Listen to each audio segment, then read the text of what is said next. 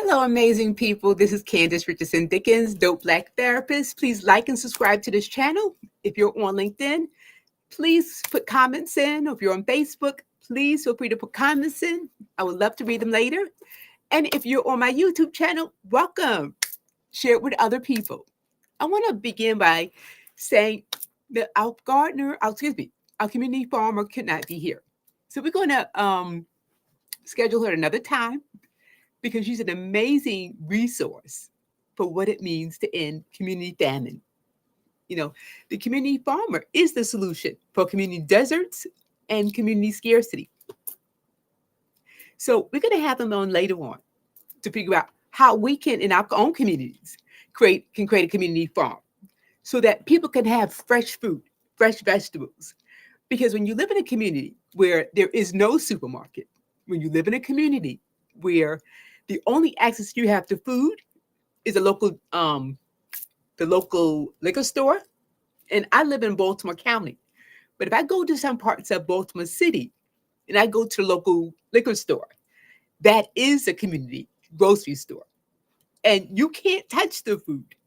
You've got to go into a plexiglass and tell them what you want. And there's no human contact. And we do know that human contact validates that I'm human and validates that I'm safe. It validates that we have a relationship. So can you imagine what it's like to go into a store for bread and you need human contact? Because the message is, I don't trust you. The message is you're dangerous. And usually the person who owns the store does not look like you. It's not within your culture. It sends a huge message about value. But let's say I go back to this liquor store and all the food there are snacks, some household items, but Twinkies, donuts, chips, sodas. There's no fresh fruit. There might be milk there, but there's no fresh fruit.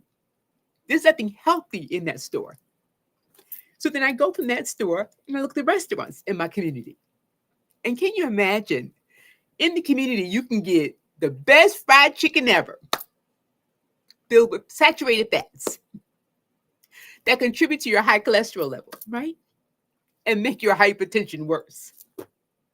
And I can have a soda, I can have a Kool-Aid or a fruit punch filled with sweets that are not good for you, that increase your risk as you get older for diabetes and increase your risk for being obese. So here you are in a community where there's no fresh fruit, and all the places I can go are fast food places. So there's a McDonald's in the neighborhood, there's a pizzeria, there might be a chicken place, and there's a liquor store. And let's say you're someone who is focusing on sobriety, and the only place you can get to is for food is a liquor store. How's that going to work? For many people, it doesn't. So what ends up happening is they end up struggling with sobriety, and the relapse is great. And usually in those communities, you find one library within miles. There are no bookstores, nothing to flourish the mind. And there are no recreation centers. And if there is one, there's only one, and it's usually small. But people can't flourish without fresh food. You can't. Which is why the community garden is so important. Because then people are able to learn how to garden and be empowered and bring food into their communities. And then they can share with neighbors and bring food into communities. And what you eat dictates how your health is, right? We are what we eat.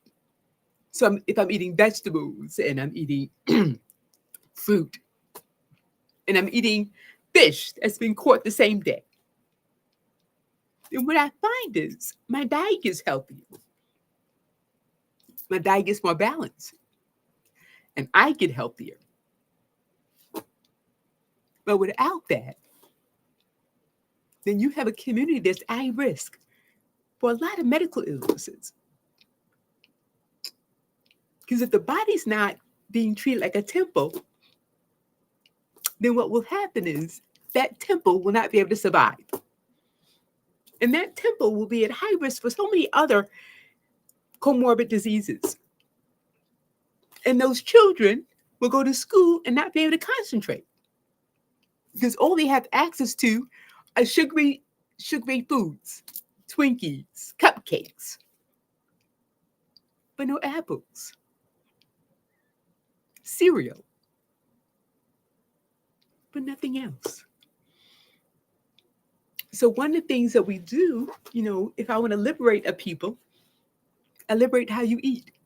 I educate you about how to become your own farmer, even if the farm is on your windowsill, even if the farm is in a pot in your house.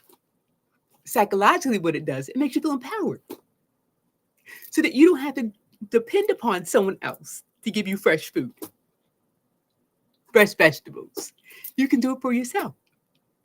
And empowerment psychologically leads to liberation. It leads to children being able to focus on school, have a sense of accomplishment and pride. A couple of weeks ago, I had introduced the Gathering of Women, and they talked about having an initiative of they have a garden that the children grow. And at the end of the season, everyone in the community gets to go into the garden, not just children who are the farmers, but everyone gets to go into the garden and eat. And that ends food deserts. And that empowers them on how to be self-sufficient. Can you imagine if we did that with gardens and then we did that with banks? We taught people how to create community banks so they can get a loan, they can start a business in their own communities. There's just some ways that we can liberate ourselves. Because right now, we're in a society where everyone's not equal and everyone's not free. That many people are still in bondage by their circumstances. And some people are still in bondage because they're in redline communities that don't get funded appropriately. And when you're in bondage, you don't have fresh food, fresh vegetables, healthy food. You don't have access to playgrounds. Psychologically, what that does to you, because it's depression, anxiety, it impacts your attention span. It impacts your ability to process, to function, to problem solve, both as an adult and children. What does that look like in school? It looks like kids being diagnosed with ADHD, who actually might be hyper because they've had so much sugar and don't have a balanced diet. What that looks like in adults is irritability because of what's happening in their bodies.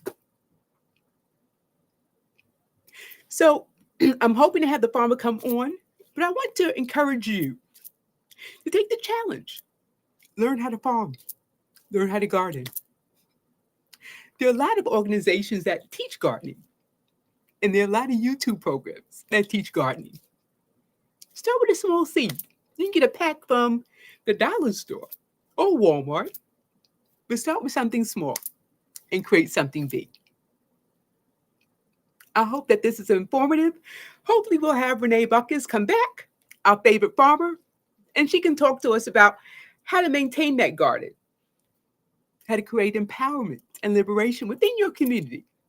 Or maybe you'll take your garden to another community that needs it. Maybe. I'm signing off now. This is Candice Richardson, Dope Black Therapist. Like and subscribe if you're looking for a clinician. I'm in DC and Maryland. You can schedule with me at CandiceRDickens.com. Take care. Bye-bye.